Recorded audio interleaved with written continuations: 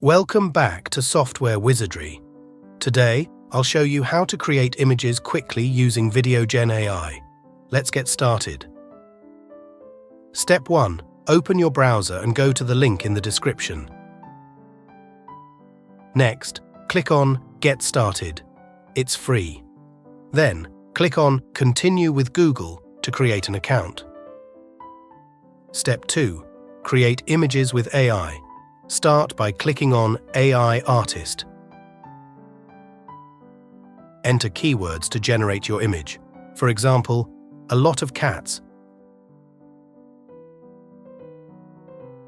Click on Generate Image to create the image. Once the image is created, click on Download to save the image to your computer. And that's it. You've successfully created an image using VideoGen AI.